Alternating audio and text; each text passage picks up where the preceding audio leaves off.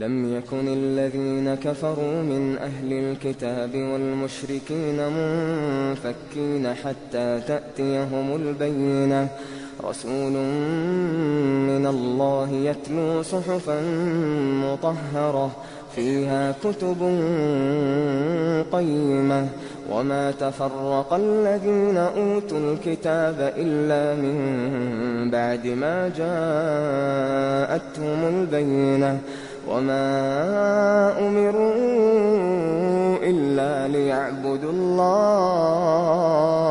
إلا ليعبدوا الله مخلصين له الدين حنفاء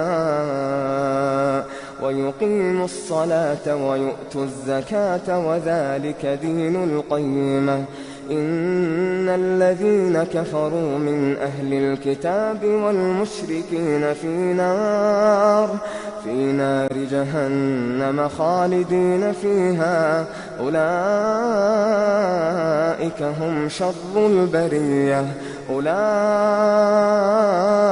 هم شر البرية إن الذين آمنوا وعملوا الصالحات أولئك هم خير البرية جزاؤهم عند ربهم جنات عدن تجري من تحتها الأنهار خالدين فيها أبدا